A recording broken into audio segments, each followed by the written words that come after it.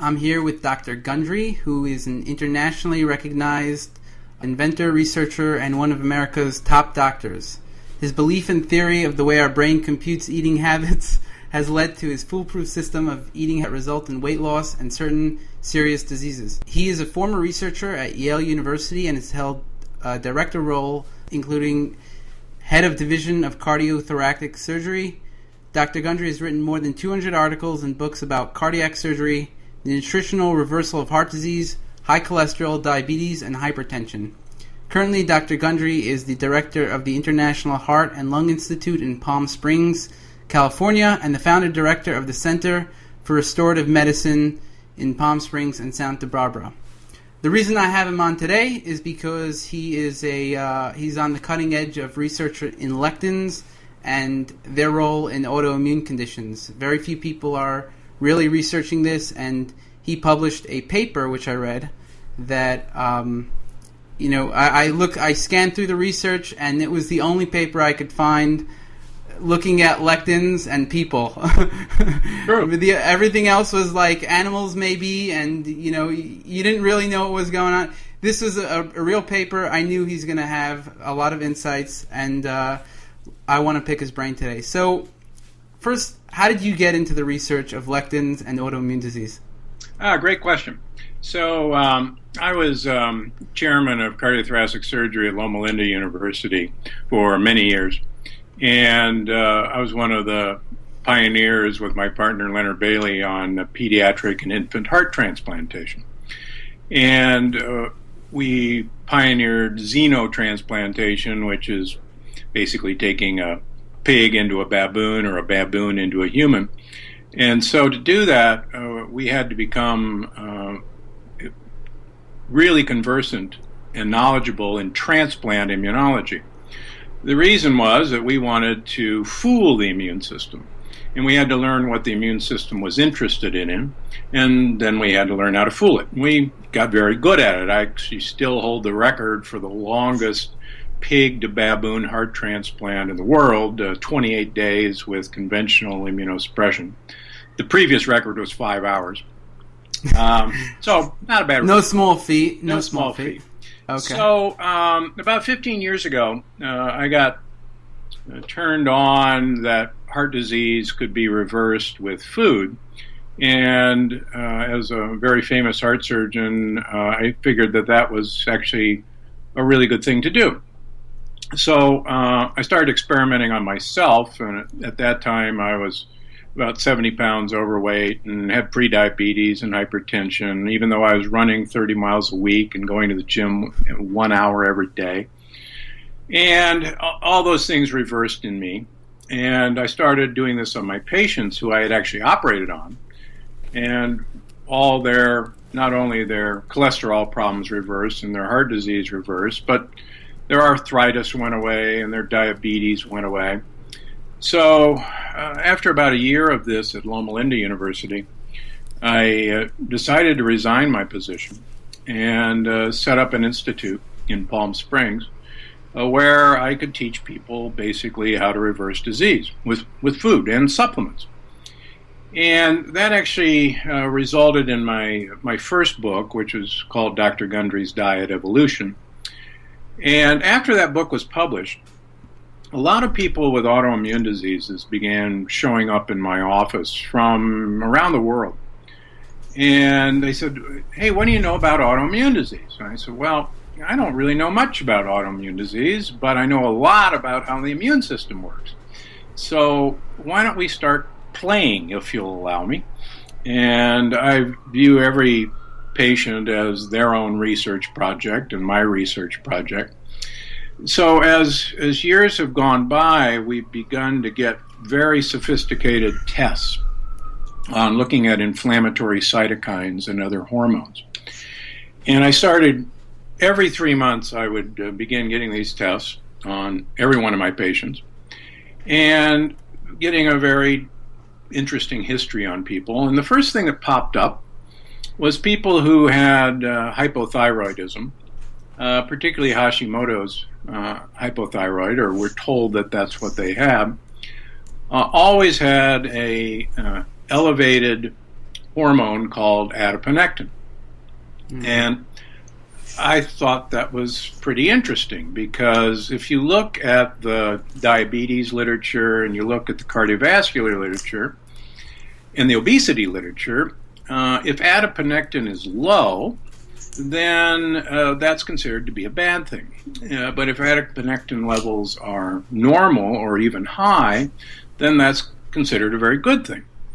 And yet, if you look a little bit deeper, the Harvard nurses study showed that thin women with elevated adiponectin levels had a very high incidence of Alzheimer's disease. And that doesn't make any sense. And these were people who were screened for the ApoE4 gene, so you couldn't account for it with that.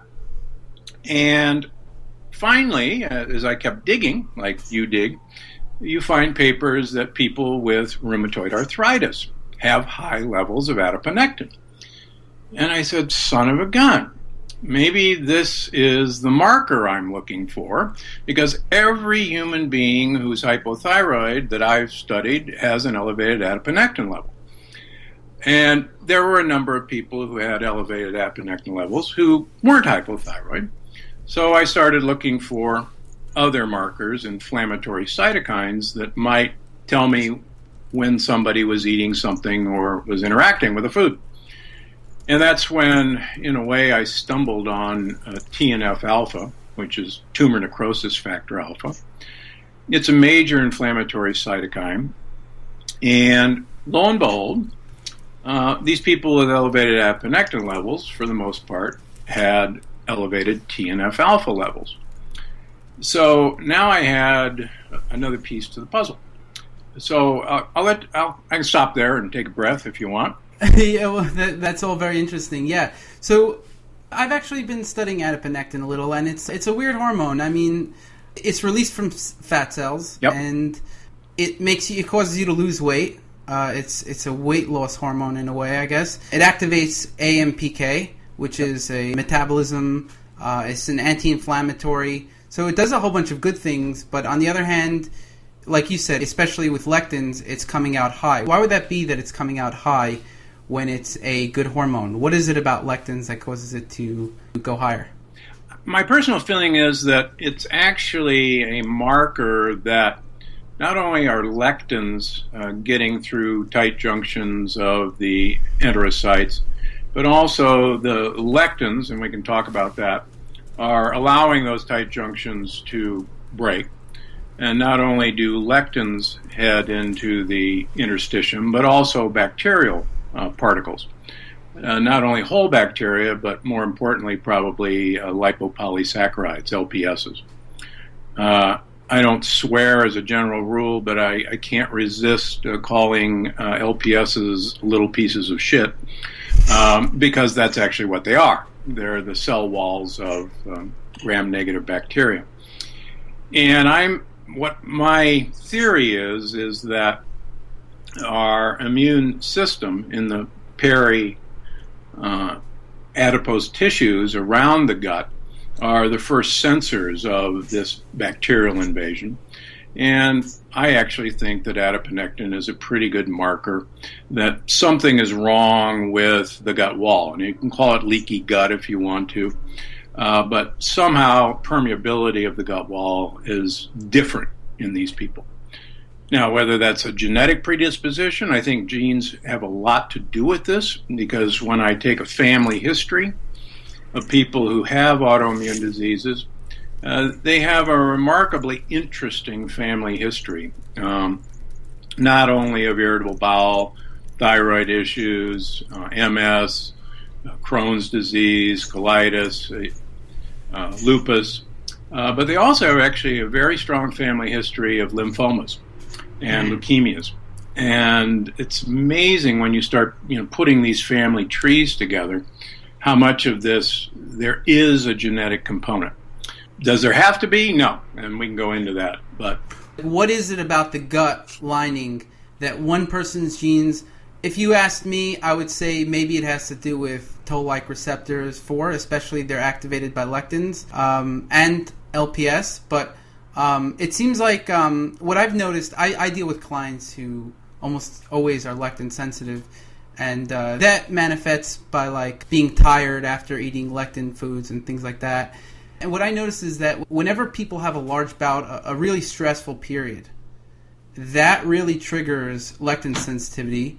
And my theory is actually that certain stress hormones like corticotropin releasing hormone causes a permeable gut. Is that something that you looked into or that you would be able to comment on? Well, it's interesting. Most of these people that we study have absolutely normal AM cortisol levels. We actually rarely see elevated cortisol levels in these people, which goes against the current, cortisol is the cause of all weight gain, or leptin is the cause of all weight gain. I take care of, 10,000 people, and I've probably seen an elevated leptin level in maybe 20 of them. And cortisol, I do see cortisol elevations, but it's not necessarily in lectin-sensitive people. But you're right, stress clearly can change the gut barrier.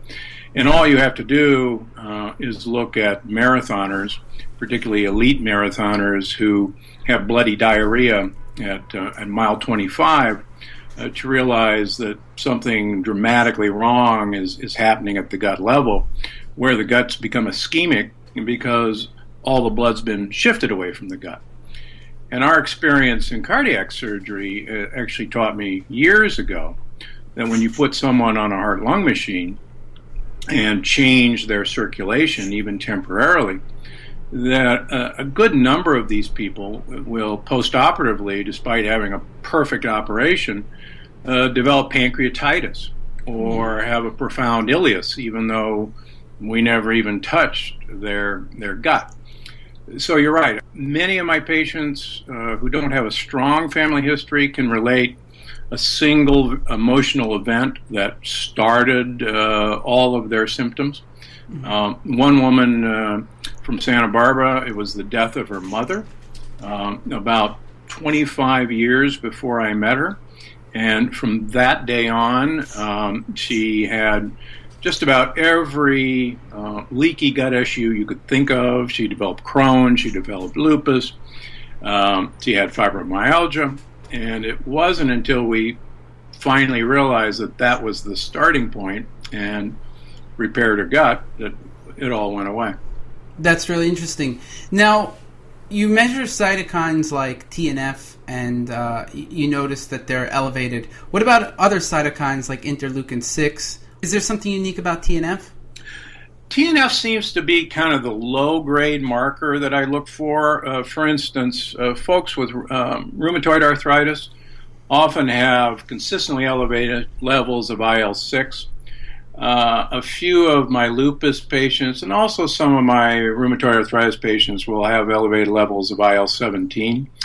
And the kind of fun thing about these folks is that as we get lectins out of them, then all of these levels fall to normal, except their adiponectin levels stay elevated. And that's why is that? Well, again, I think adiponectin is a marker that you are probably susceptible to your gut being permeable. Now, again, whether that's because of your gut flora, whether it's because of lectins or other material, or whether there's a genetic component, I'm not smart enough to figure that out yet. But what we found is that if we eliminate lectins, let's start there, and then change the gut flora by manipulating them with polyphenols and polysaccharides, that we can then watch the inflammatory cytokine numbers go down. And the really interesting thing is when they either, because they're feeling so good or because they want to do an experiment, re-challenge with a particular lectin, then we can actually watch those TNF markers or IL-6 go right back up. I saw a woman 2 months ago who has, she started with juvenile rheumatoid arthritis, but she's 57 now. And 3 years ago, we got her off of all of her meds, and she was completely symptom-free. All of her markers was up. And I said, are you doing something? And she said, no, I'm religious on the Matrix protocol, which is what I call my protocol. And I said, nah, there's something you're eating. And so we start going down the list. And I said, we talk about nuts, which are actually beans, and cashews are a bean. Mm-hmm. They're not a nut at all. And I said, are you eating any cashews? And she said, well, why do you ask? And I said, well, I'm just asking. She said, yeah, I've been on a cashew kick. In fact, I have a bag of cashews in my car that I was eating on the way over here. And I said, when did this start? She said, about a month ago. And I said, that's when we did your blood test. Look, here it is. She says, oh my gosh, you caught me eating cashews. I said, your immune system caught you eating cashews. And so we have people who will introduce 3 grape tomatoes back into their diet, and they'll pop up their TNF alpha. Mm-hmm. It's fascinating how sensitive it's been on these tests. Now, so the elevated TNF alpha, and you're assuming there's also intestinal permeability. Now, my question is, I've had clients who I know are sensitive to lectins. They've done a cytokine test and they're low on TNF, or I know they're sensitive to lectins and they've done an intestinal permeability test, that mannitol test. Yeah, you see, that was another question, by the way. What do you think of that gold standard test of intestinal permeability? Because it seems like people are having intestinal permeability even if they pass that test. Oh yeah. What do you think? Yeah. Because that's a really kind of end of the line test. You've really got to destroy your gut barrier for that test to be positive. Oh my gosh. Okay, fine. And so, if you're positive for that, my goodness. You've got trouble. We've got Hurricane Katrina and all the levees are down, or in South Carolina last week. But that's what that is, That's okay. There's 20 foot of water in the street. That is my opinion is a very late sensitivity test. And you're right. There are people who have quote normal TNF alpha levels, but the interesting thing is, in those people, either they've been taking, for instance, a classic example is Advil or ibuprofen, or the doc has got them on some kind of Mobix or another non-steroidal anti-inflammatory, and they'll suppress their TNF alpha. Mm-hmm. Statin drugs will suppress TNF alpha. Statins, as you may or may not know, work by blocking toll-like receptors. Lowering cholesterol is a side effect of statins. It has really nothing to do with how they work. All they do is hit the mute switch on toll-like receptors so that the immune system never hears the air raid siren go off. And so white cells are not called to the area of battle. That's so there's a number of people who won't have super high TNF alpha levels. But it's interesting, when you take lectins away from them, you actually see their supposedly normal TNF alpha levels go down and down and down. The other thing, just while I'm thinking about it, early on in my experience, a lot of these people, particularly women, would tell me that they had almost a lifelong history of having a low white blood cell count. Yeah.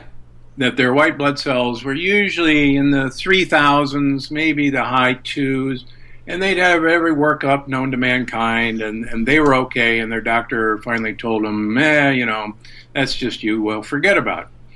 I think that's actually a fabulous marker for lectin-sensitive people. That's really interesting, because that is a marker that I see very, very often, more than the TNF, is low white blood cells. And I had that myself. I was 3.9. Would that still be considered? That would be low, yeah. What would be considered, let's say, a marker to you? I generally see my clients who are lectin-sensitive, they've got in the 4s, sometimes in the high 3s, Generally, sometimes in the low threes, but generally high threes, fours. They cluster kind of in the mid threes, low fours. I've seen some, low threes, a couple in the twos. And, you'd think, just kind of thinking about it, that if somebody was being bombarded with particles that are stimulating the immune system, that you ought to see a high white count. But exactly. I think exactly the opposite has happened, is that the white cells have actually been marginalized out of blood vessels, and they've gone into the periintestinal fat, to the lymph nodes, where the battle is actually happening. And we know in an infection that what happens is that white cells marginalize on the surface of the endothelium and then leave the endothelium to go out. So in a perverse sort of way, a low white blood cell count tells me that white cells have already been pulled out of circulation and they're in the peri-abdominal fat where the battle is taking place. That's really interesting. And that was actually leading up to my next question. When we were talking about TNF, I was mentioning low TNF, I was suspecting that if somebody has low TNF, these blood tests for systemic levels of TNF don't check your local levels in your gut or places where you're having the inflammation. Well, that's very true. And, probably one of the things that all of us as clinicians have missed is, someone telling us that their gut doesn't work right. They've got a gut sense that something's wrong. At the gut level, their neurohumoral system is sending them this rather powerful message.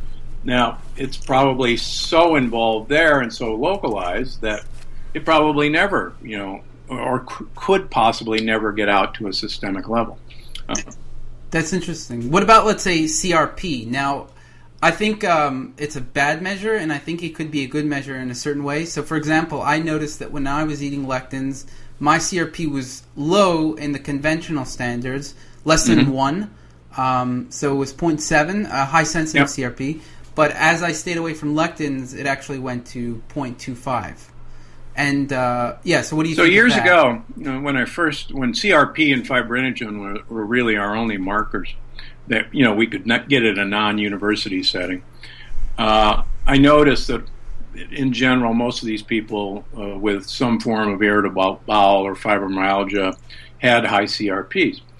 And I actually wrote a paper, and you can Google that at the American Heart on Circulation, that elevated CRP was a marker of oral dysbiosis, and that if I had people floss every other day, that their CRPs would fall. And the reason I chose every other day is because I hate flossing.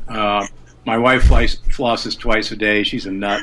But I figured, well, if I can make myself do it every other day, I can make patients do it. So we studied 500 patients over a 3-month period. And lo and behold, the more they flossed, the lower their CRP went. So I was really convinced that a lot of what was going on was happening in the mouth, which we now know is a rather important part of the gut. But once I had that, and I had people flossing, and I'd get their dental reports, and they don't have any deep pockets, and then there were these people who were still running, low levels of highly sensitive CRP. And lo and behold, it wasn't until inflammatory cytokines I started measuring, I went, son of a gun, these people are all lectin sensitive. And then when we took lectins away from them, that was the final straw that broke the CRP back. The problem with CRP is it's an acute phase reactant. And so if your dog scratches you, or you've got a little cough or a cold, or you got a bruise, or you just had dental work, all bets are off. But as a good screening tool, in that, let's suppose you're seeing somebody every 3 months, which is what I do. So if you've got a chronically elevated CRP, then you can't account for all these other, well, you didn't have a bruise that day, or your dog didn't scratch you that day. So that ought to really, kick up your interest that there is something going on here. And a ton of these people, they're hypothyroid. And I learned this very early when I first started practice in restorative medicine. A lot of my patients were overweight husbands who were brought kicking and screaming by their skinny wives for me to fix them. And I always think health is a team sport. So husband-wife teams or spousal teams are perfect to team up. So I always made the wife do all the blood tests and get a complete history and physical. Mm. And the amazing thing about these skinny women was they almost all were hypothyroid. They were almost all on antidepressants. They were almost all on a stomach acid reducer. And they all had arthritis. And I'm going, that's an interesting combination. And you were the healthy one. And, you're on and they had high cholesterol. Sorry. And you're the healthy one. And you're on 5 drugs. And, of course, just as an aside, almost all the women would say, well, if you were married to my husband, you'd be on all these drugs, too. But the point is that these supposedly healthy, skinny women who have these little nodules of arthritis, I don't have any to show you, but on their knuckles, which they assume is normal, it was actually a sign that they were lectin sensitive. And so when I had them adapt the diet that I was using on their husbands, the first thing they'd come in and say, you're not going to believe this, but, these little hard nodules right here are shrinking. They're gone. And I said, yeah, if you didn't tell me that, I know you're not following, the program. But it is, yeah. I'm now convinced that all arthritis is from lectins. It really is. That's really interesting. So I also get a lot of the more skinny type, skinny, anxious. So I'm assuming they're, the SSRIs, they're on SSRIs because they're anxious. Skinny, anxious, and actually have a whole post of like 20 reasons why you're thin, anxious, and have inflammatory issues. There's 2 actually transcription factors, PPAR gamma and STAT3. Lower PPAR gamma will cause you to be thinner, but have more inflammation. And STAT3, if you have more STAT3, it'll cause more inflammation, but you'll also be thinner. So there's like a few things that I've identified that has this skinny inflammation profile. And also TNF-alpha is a fat buster as well. So if they had high TNF, so that's really interesting that you noticed that as well. And I've also noticed low T3.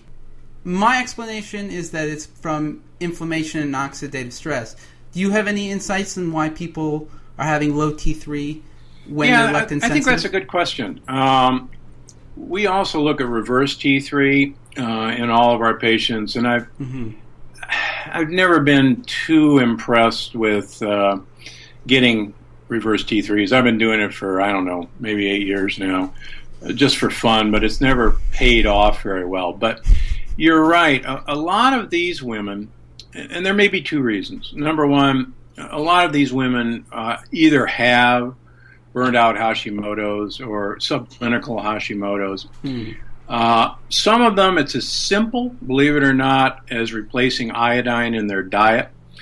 One of the striking things is, and over the last 10 years, everybody's switched to sea salt. The only smart government mandate that was ever made is that you have to put iodine in salt. And that was the only smart recommendation they ever had.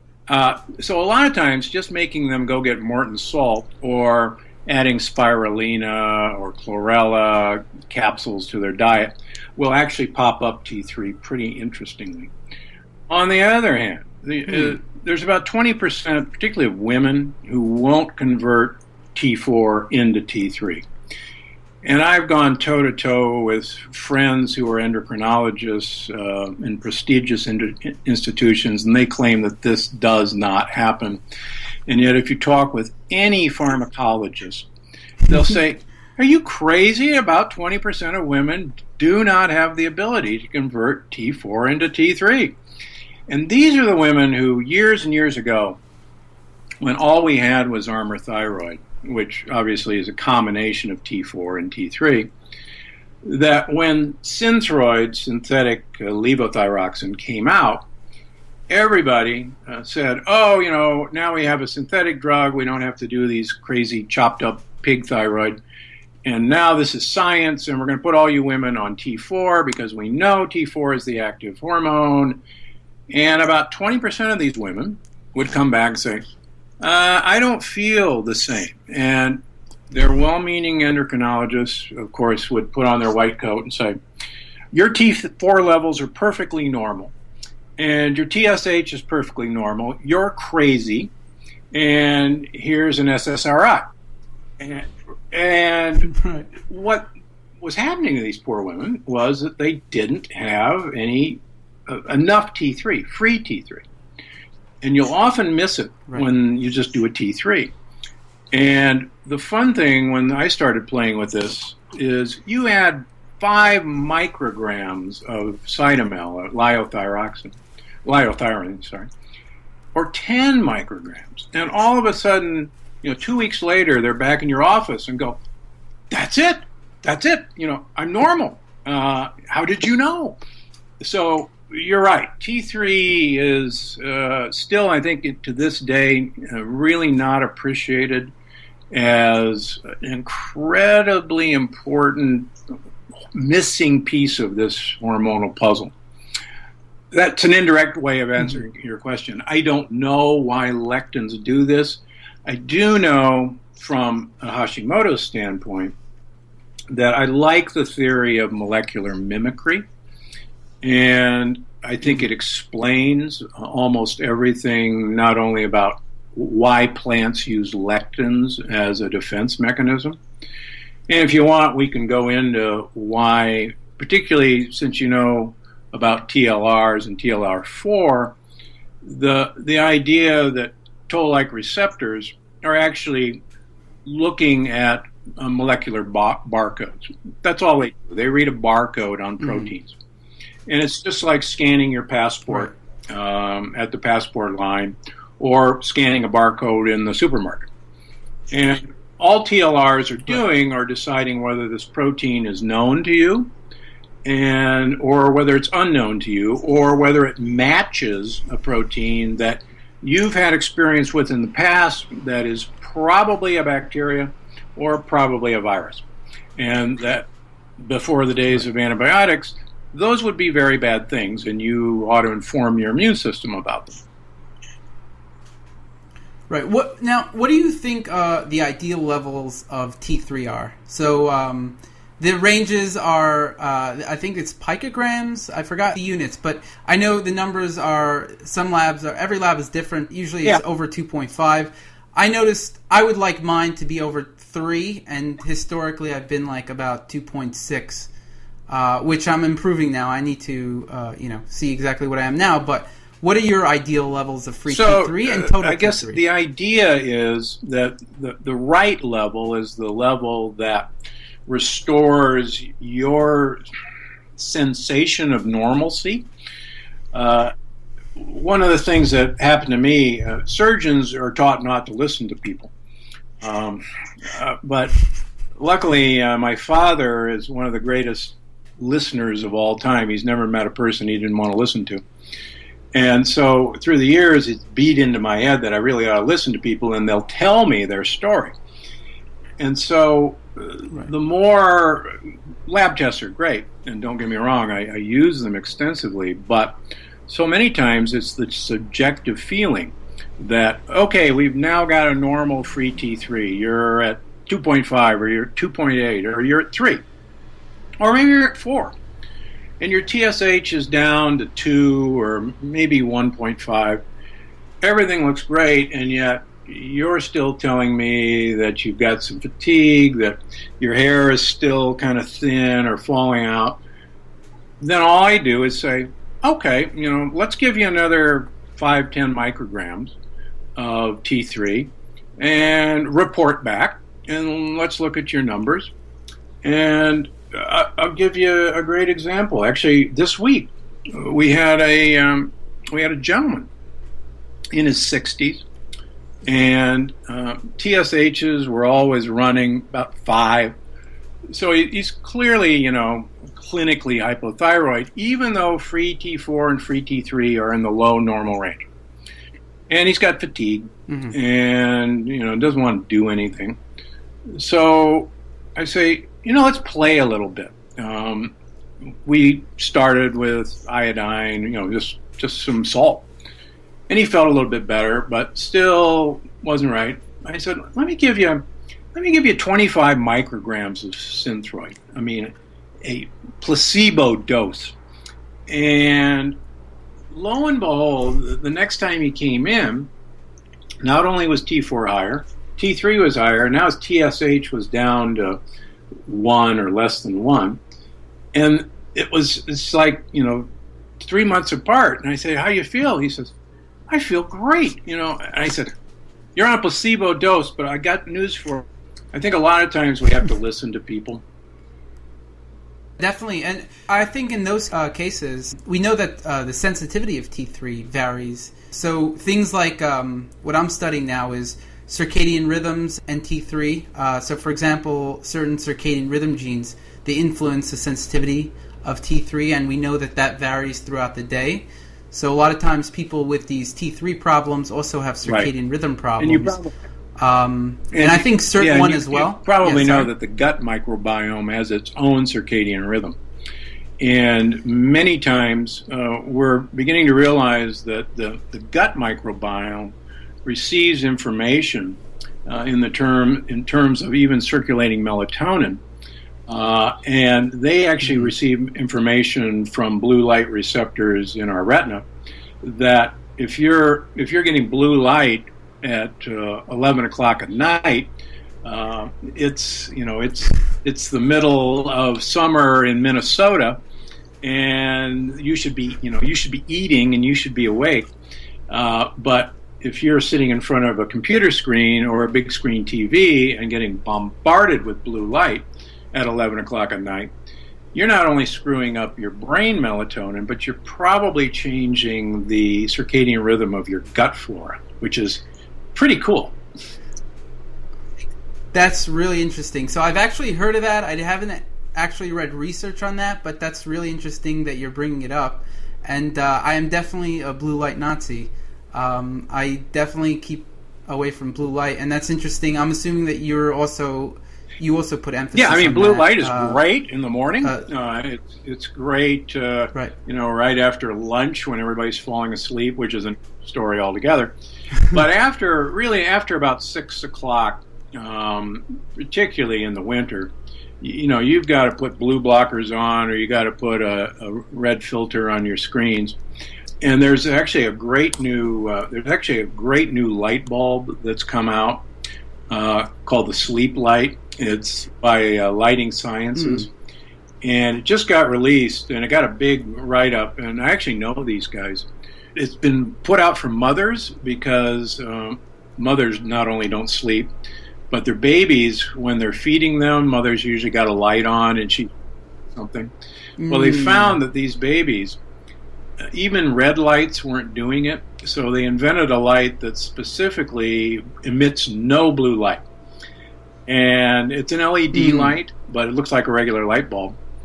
And the mother can see, she can read, it doesn't wake her up, and it's like the baby's sleepwalking. It never actually wakes up, it eats and falls right back to sleep. It's really exciting, actually. Oh, that's really interesting. I have cheaper fluorescent bulbs that block out the blue light. So I use those. Hopefully they're blocking out all of the blue light. As far as the program that you're talking about, Flux, I actually spoke to a researcher who measured if there was blue light coming out of it, and he said that there was much less, but there still is. Yeah, so these guys, very interesting. These guys are amazing scientists. They actually came about because of NASA. And on the space station, these guys, one day is like 28 minutes, something like that. And these guys, their sleep patterns were so crazy disrupted.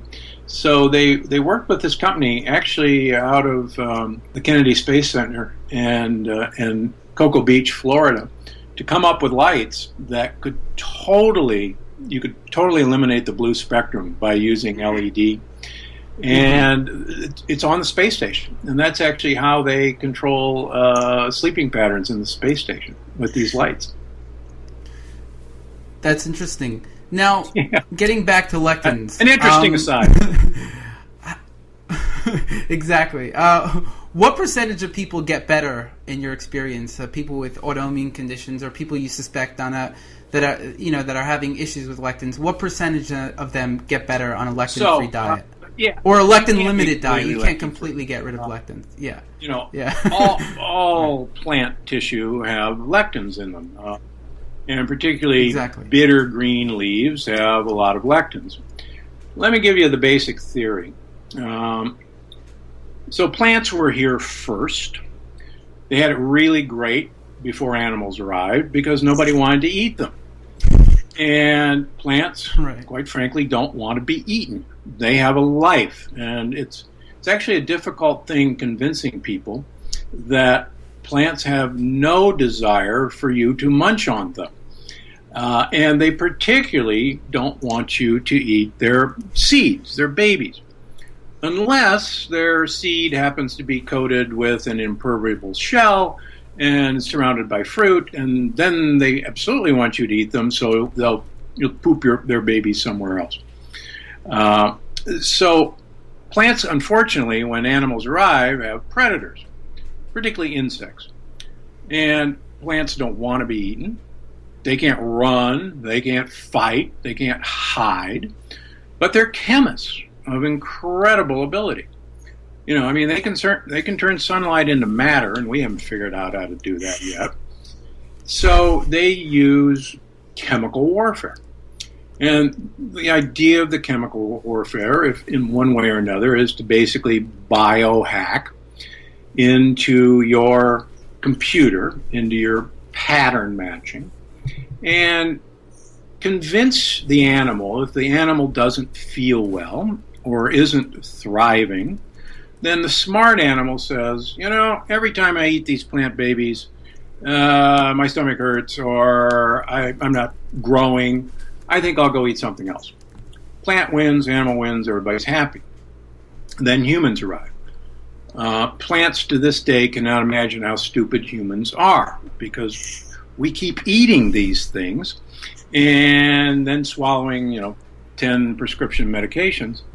It's like Larry the Cable Guy, swallowing Prilosec OTC so he can have a corn dog. The corn is trying to convince Larry that you really shouldn't eat corn, but Larry's not smart enough to realize that. The best example of that sort of feature is, so cows are designed, like all herbivores, to basically eat grasses, ungulates. We're fantastic. Get rid of it completely. On the other hand, we've, as a species, no great ape has ever been seen eating grasses, eating grains. Occasional baboon will eat some grains, but no great ape's ever eaten grains. We have no system for interacting with the lectins of grasses. We have a pretty doggone good system. Our immune system sees lectins of leaves, tree leaves, and says, oh yeah, I know those lectins. I've known them now for 40 million years. They're a pain in the neck, but they're pretty harmless, and I really don't have to get all excited about these guys. On the other hand, imagine what happened 10,000 years ago when we started interacting with the lectins of grasses, which we had never, ever seen. And now, all of a sudden, you don't even have a gut flora that's adapted to grass lectins, but your immune system has never seen these things. So it's all of a sudden, it's like, you got to call Donald Trump and put up the largest wall the beautiful wall. It's going to be the most magnificent wall. And so if you kind of think of it from that standpoint, it makes a whole lot of sense why we were 6 feet tall, men and women, 10,000 years ago. Our brain was actually 15% bigger than it is today. By 8,000 years ago, 2,000 years into agriculture, of arthritis found in a human skeleton prior to agriculture. And all cultures that use agriculture, except the cultures that have a very lectin-limited diet, and we can get into that, have arthritis. Mm-hmm. Now, what did they do, let's say, 10,000 years ago, or let's say 5,000 years ago?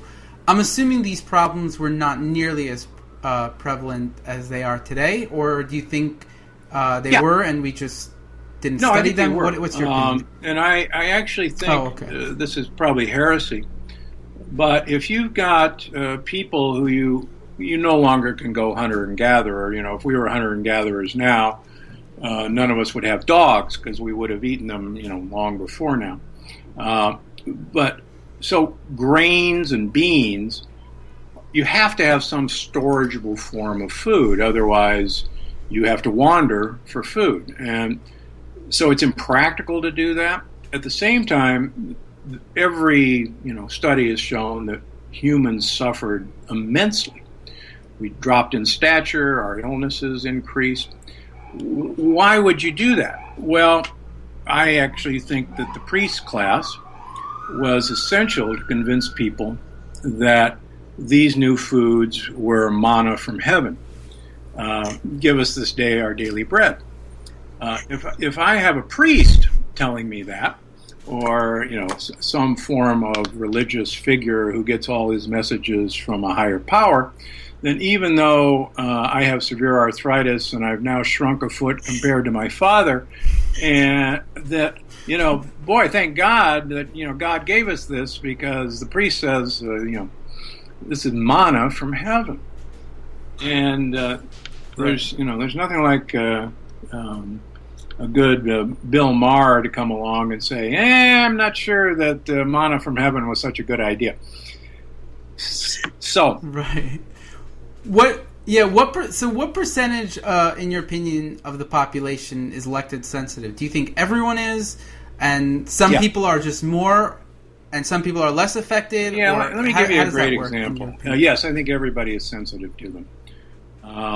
I think, depending on how your gut flora has evolved to handle lectins, how your gut flora teaches your immune system about whether they should stand down and just kind of chill out, or whether they should just get hyper excited. And I digress, but so if we think of our quote normal gut flora as 5 pounds of guys sitting around singing Kumbaya, campfire on the beach, and we've got patrol cars kind of going by and say, oh yeah, those are great kids, I know their mothers and fathers, fine families, they're not going to get into any trouble tonight, let's let them be. So imagine a couple of gang members move into your neighborhood. Now, how those gang members got there we can talk about, but they got there. Now all of a sudden you're putting up bars on the windows. You've got gated communities, and you've got a neighborhood watch patrol that are shooting guys with hoodies without asking questions. And so that's the difference. You can have a gut flora that educates our immune system that, hey, things are great here, just calm down and got it under control. Or you've got a couple of gang members, and now all of a sudden your immune system is on high alert. You've scrambled the fighter jets. You've gone to threat level 4. Your TNF alpha is up. Your HSCRP is informing your liver to watch out for bad guys coming out of your gut. And now we're shooting to kill. And so where in that spectrum everybody falls, clearly there's a piece of genetics in some people. But clearly it may be as something as simple as Roundup being sprayed on non-GMO foods to harvest them, and we can get into that story. So it's multifactorial. But yeah, I think everybody's sensitive to lectins. one of the other reasons I got interested in lectins is that years ago I took more of a low-carb approach, very much like Ron Rosedale. If you know his work, he's a huge defender that low T3 is an amazingly good sign that you're eating a ketogenic diet, and that if you don't have a low T3, you're not eating a ketogenic diet, which the logic escapes me. And do you eat a ketogenic diet or not? I eat. You don't. I do. I do a lot of intermittent fasting. I think what I try to do is actually limit the time food is being digested. If you think about it, number one, digestion is expensive. Number two, it's during digestion that you have to open the borders to get food into you. And we know that every time you eat, your body is flooded with billions of lipopolysaccharides, little pieces of shit. Every time you eat, no matter what you eat. So, logically, that doesn't seem like a very good idea to me. And, you really have to look at what we assume our ancestors did, and also current hunter-gatherers. They're not sitting around snacking all day. They're hunter-gathering, and then they come back and eat. And, they may not eat for another 2 days. And the idea that we crawled out of a cave and said, "What's for breakfast?" is just the most ludicrous thing.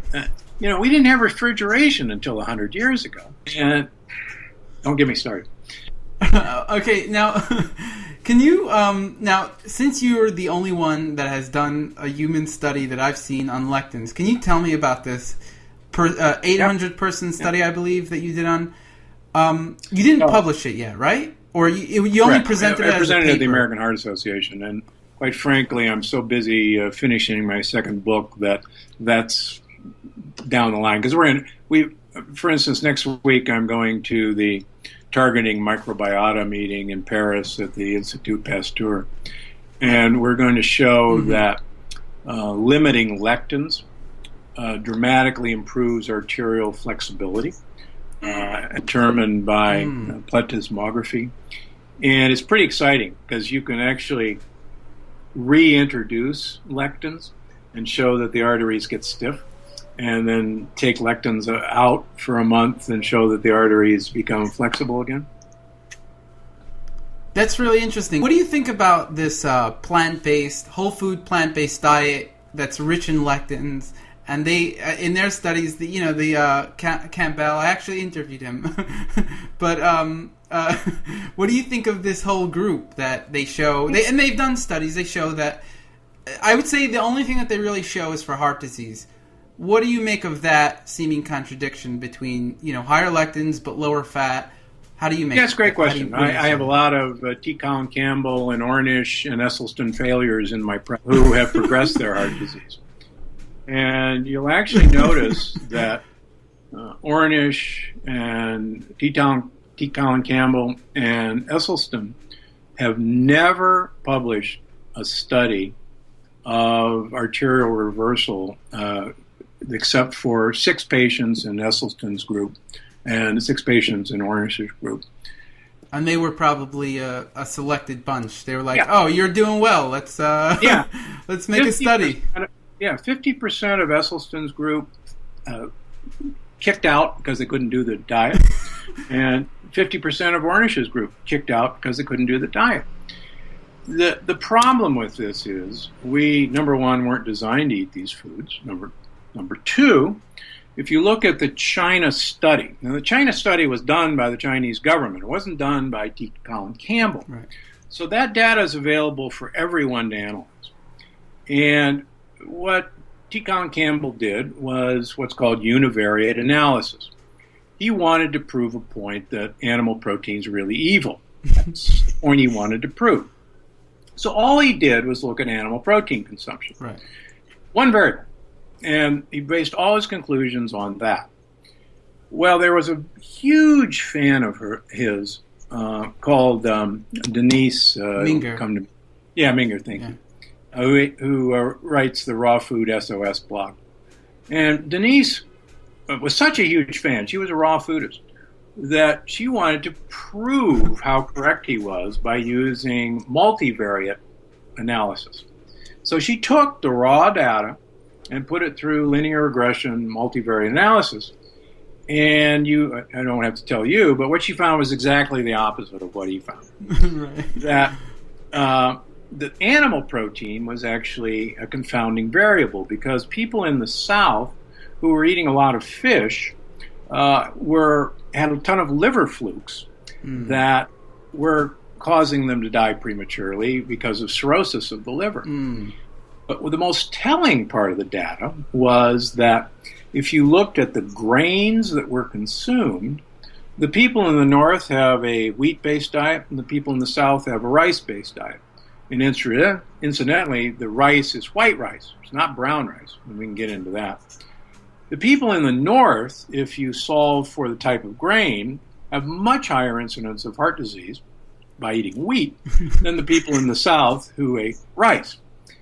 So it actually profoundly changed her, and if you remember, she got into warfare with T. Colin Campbell writing blog against blog. And she actually stopped being a raw vegan and kind of became a disciple of Mark Sisson. Right. But so the problem with these things is I like to look at the Kitivins. Do you know about the Kitivins? Yeah. They're in Africa or something. They have No, the Kitivins are in the South Pacific. They're island. Oh, okay, yeah, the Kitavans or something. Yeah. So these guys are fascinating. They have basically no medical care, but they've been studied extensively, and they smoke like fiends. About 95% of them smoke. And they all live into their mid-90s with basically no medical care. There has never been a documented case of coronary artery disease or a stroke in a Kitivan. Uh-huh. And one of the leading theorists in that is that one of the things they don't eat is a major lectin-containing diet. Mm-hmm. Their major starch is cassava, and they cook their cassava. Cassava has a pretty potent lectin if you don't cook it. Right. But cooked, it has no lectins. It's one of the lectins that can be destroyed by cooking. There's certain lectins that can't. Wheat, germ, gluten can't be destroyed by heat. They eat 30% of their diet is coconut, either coconut oil or coconut. Right. And then they eat some fish and some fruits and vegetables. But the thing that struck me is these guys ought to have massive heart disease, and they don't. Mm-hmm. This is a question I get a lot. They're like, well, lectins, they're kind of digested, and you get rid of them when you cook them. What do you make of that? It depends. It depends. There are certain lectins that clearly cannot be destroyed without a pressure cooker. And I have a number of vegans and vegetarians, because of my proximity to Loma Linda University, mm-hmm. that will not, give up for either religious or moral reasons veganism, even though I can convince them that it's killing them. So, I've never seen sicker people than vegans who aren't taking some form of DHA supplement. But anyhow, what we do with those folks is we make them use a pressure cooker to cook everything. And they'll do fine if they use a pressure cooker. Mm-hmm.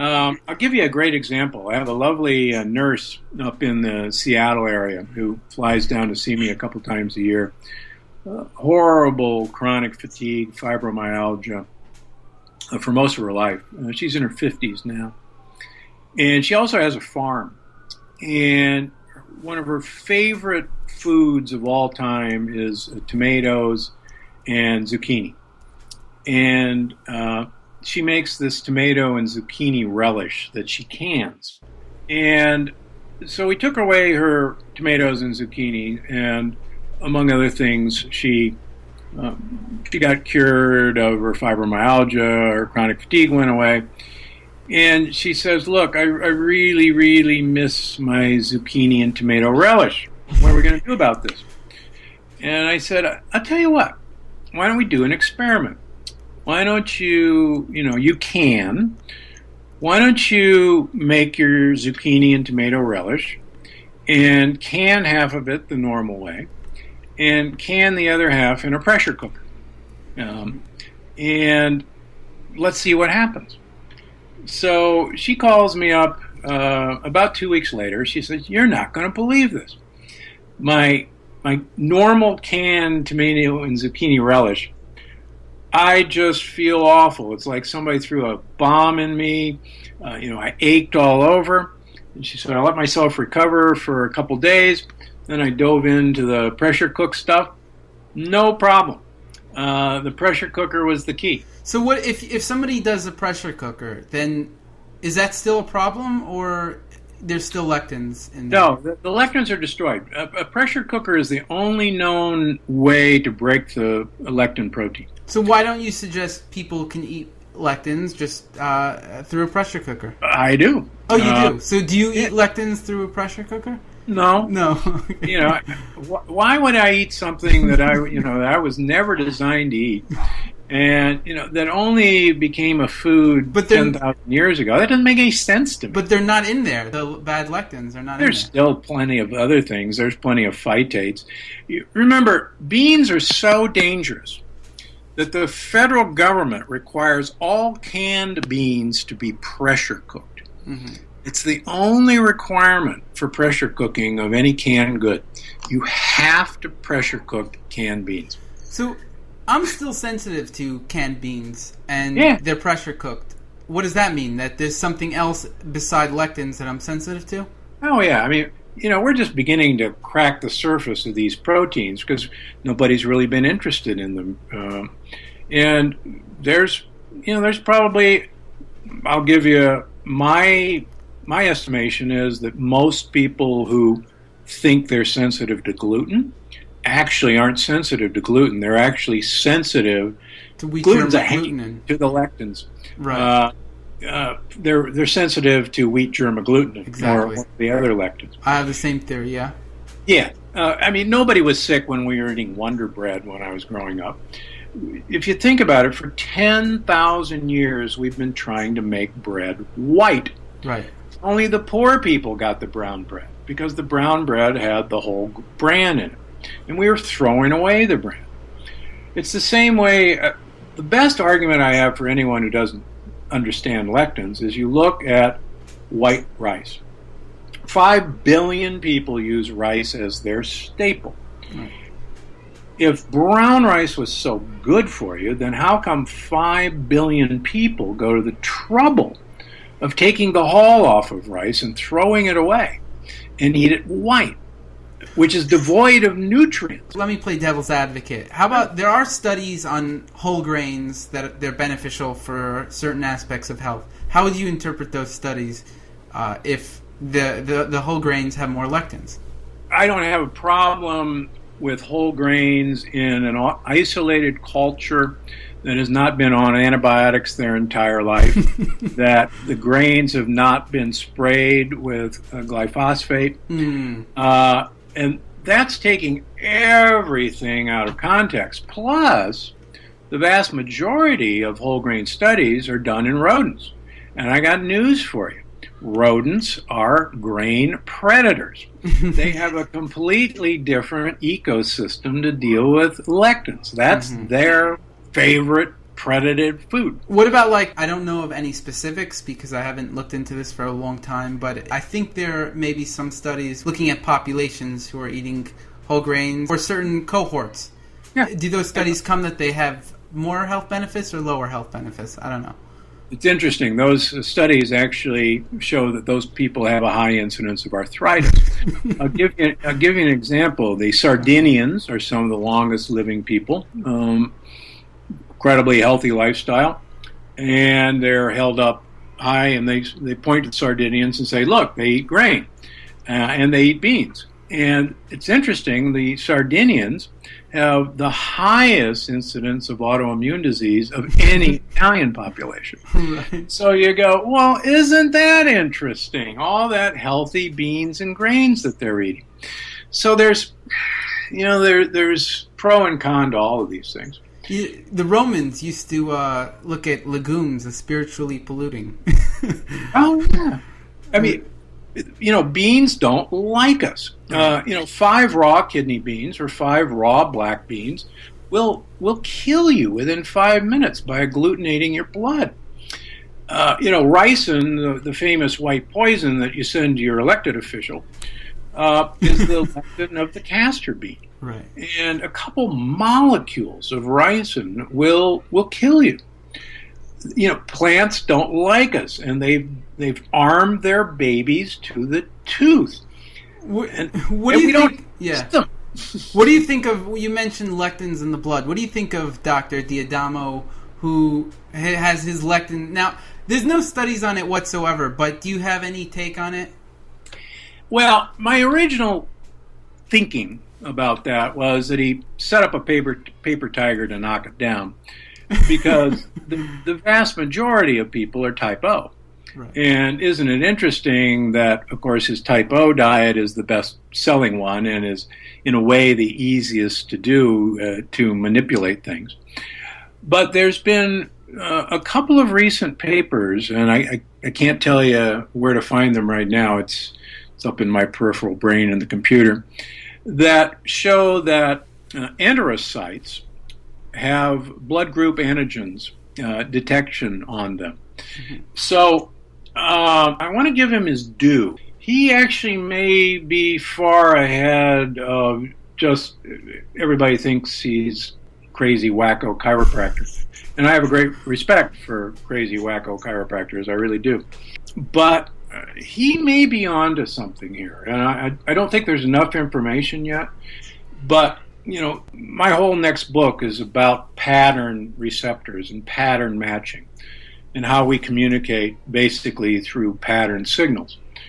And it's the same thing with lectins in the thyroid. Lectins look remarkably like thyroid proteins. They look remarkably like the synovial tissue of joints. They look remarkably like myelin sheaths, and so on and so forth. And if you've stimulated your immune system, and then your immune system, if you will, has scrambled the fighter jets, and your white cells are roaming your body, and they come across your thyroid, and they go, oh my gosh, this poor woman or this poor guy, his thyroid is covered with lectins. We should shoot to kill. We shouldn't ask questions. We need to surprise them. And so it's basically friendly fire. And if you kind of think about how we bombed Doctors Without Borders a couple of weeks ago, it's like, what are you doing shooting at me? I'm a thyroid, for crying out loud. Oh, no, you're not. You're a lectin. And I think that's how plants have designed this. I think, plants have had 4 billion years to figure this stuff out. And people go, well, plants can't think. Well, they don't think like we supposedly think, but probably our bacteria are doing most of our thinking. So what happens is they are subject to evolutionary pressures. Right. And if they come up with a chemical formulation that makes their predator less prevalent or less effective, then that chemical formulation gets propagated and everybody wins, except their predator. Now, let's say somebody comes to you and says, I tried avoiding lectins for 2 weeks. I know your study was you had them on a lectin avoidance diet for 6 months. Right. Now, how long does someone have to be on a lectin avoidance diet in order to notice, or in order for their markers to change, or in order for something to change? When I was young and naive, I used to think you could change this around in a couple of weeks. I'm still naive, but I guess I'm not young anymore. But what happens is that everybody's got a degree of damage in their gut, whether it's because their gut flora is totally deranged. We know from the Human Microbiome Project that one round of antibiotics can pretty much decimate your bacterial flora for 2 years. Mm. And what people have to understand is that this is a complex ecosystem within us, and it's kind of like an Amazon rainforest. And if we think we drop napalm on this rainforest and burn it to the ground with antibiotics, which is what we're doing, it's really naive to think that in 2 weeks with prebiotics and probiotics, we're going to have a rainforest again. No, you're going to have a few populations that start to grow, and then they have to intermingle. Right. So I've seen some people that it's taken a year to seal their gut or to reestablish their rainforest. On the other hand, I'll give you an example from this week. A very wealthy individual from the East Coast contacted me because of a friend who we had cured their Crohn's. And this person is about 60 years old, and I've never met her, just Skyped with her. She's been on the SCD diet, Right. and has been eating basically pureed peas and pureed corn every day for about 2 years. And her colitis has gotten worse, and she's on prednisone enemas and butyrate enemas and 2 Crohn's meds. And she's got bleeding out of her gut, and so she's desperate. She said, "I've done everything.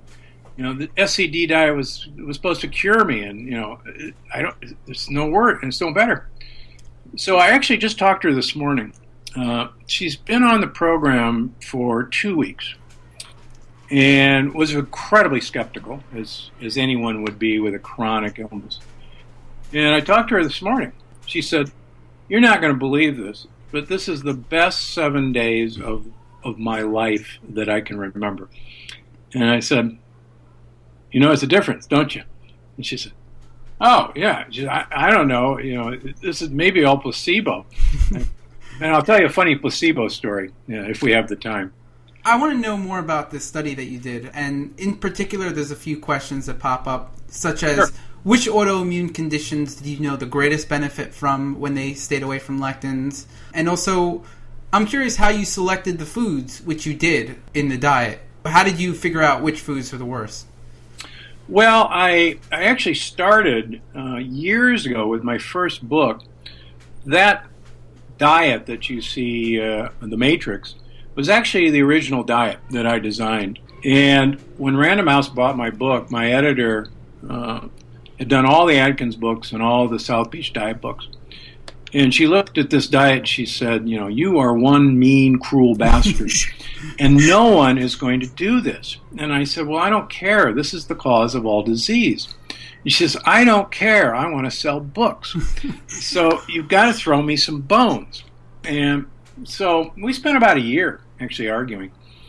And I said, "I'm not going to change." She said, "Yes, you are, because we own your book. And we can do anything we want with it. Now, you want to make it the best that you possibly can, but guess what? We own your book." So the book is a compromise. There's autoimmune people in that book because they were actually following the Matrix. We don't mention that in the book. Mm-hmm. So when the book came out, a lot of people with autoimmune disease started coming. And I said, "I know what this is, so I'm going to put you on my original diet." I actually started searching lectins, and there's not a whole lot out there.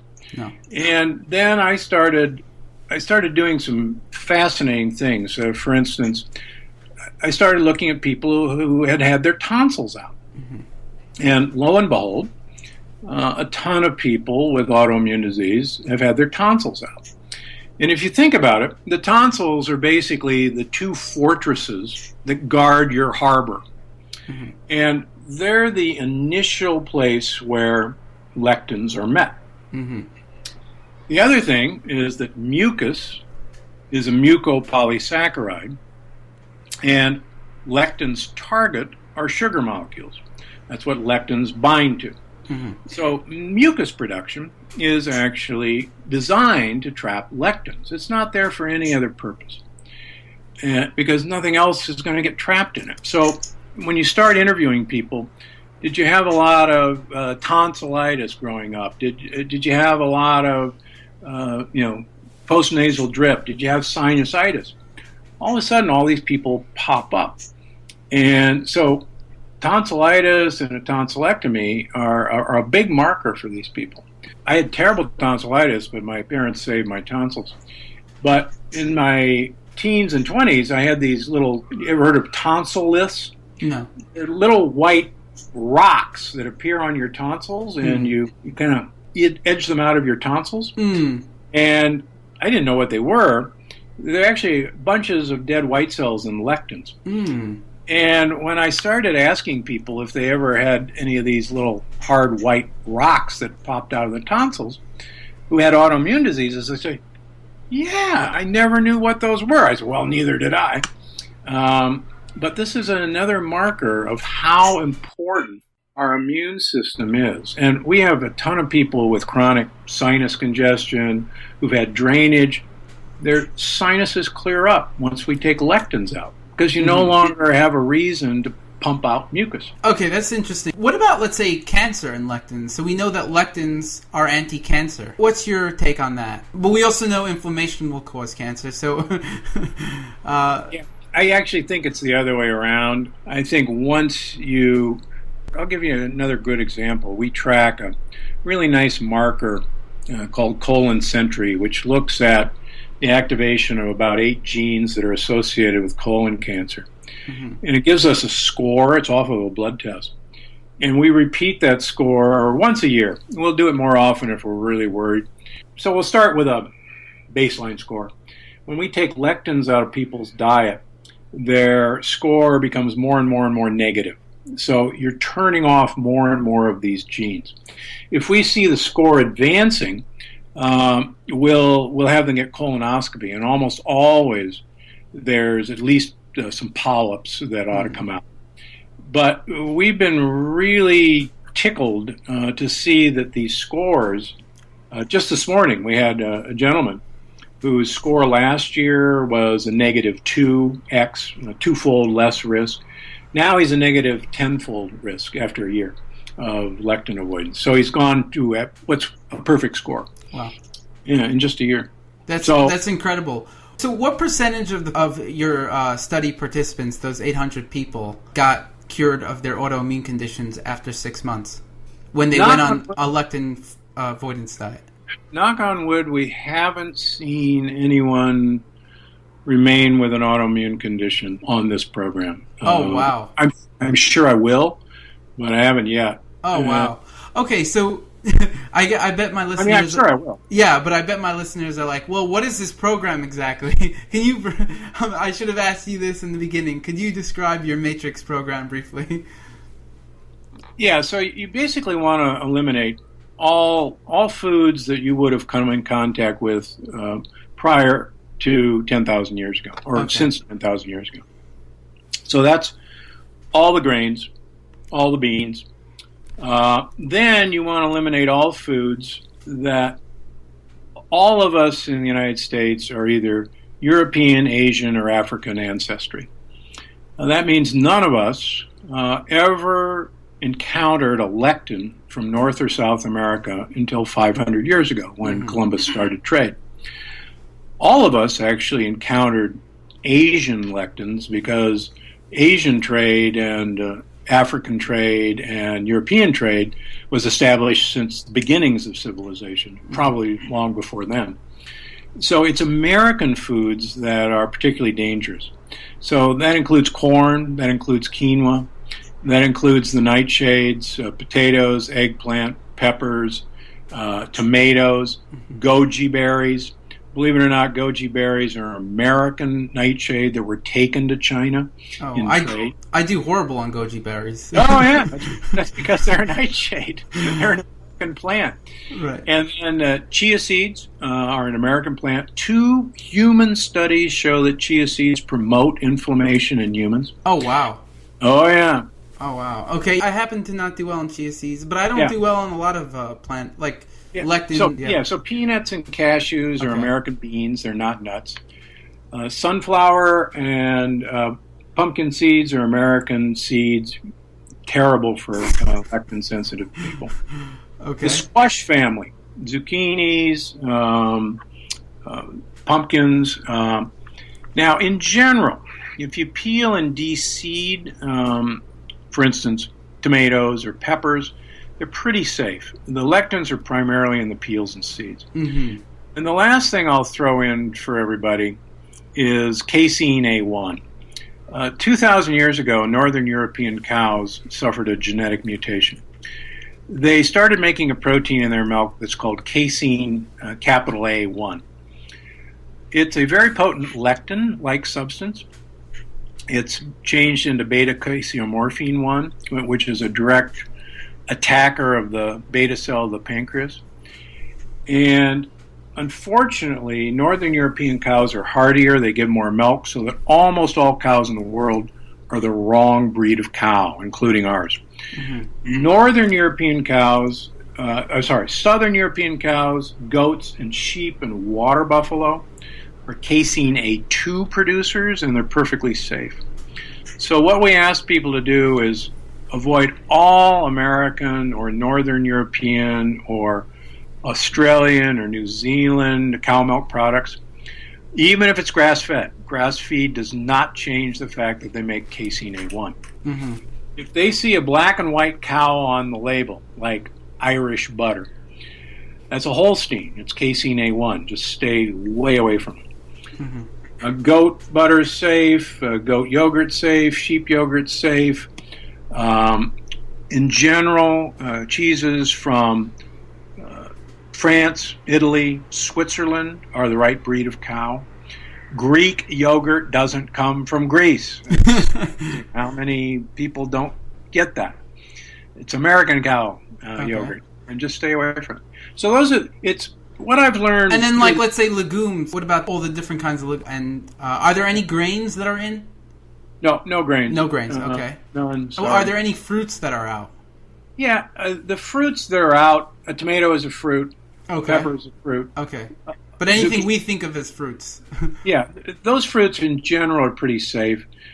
Persimmons are actually one of the safest fruits. Mm-hmm. They're actually a resistant starch, very interesting. Mm-hmm. Also, crispy pears, the hard kind of skinny pears, are actually a very safe fruit. There's some very interesting data that it improves gut flora, the type that you want. Mm-hmm. All right, now the last question is regarding lectin blockers. I've experimented with lectin blockers. I've taken high dosages of various kinds. So I've done EDTA, that's been found to block lectin activity, sialic acid, N-acetylglucosamine, and mannose. Those are some of the main ones that I've tried. Yep. What do you think of taking lectin blockers? And in general, what do you think of taking lectin blockers?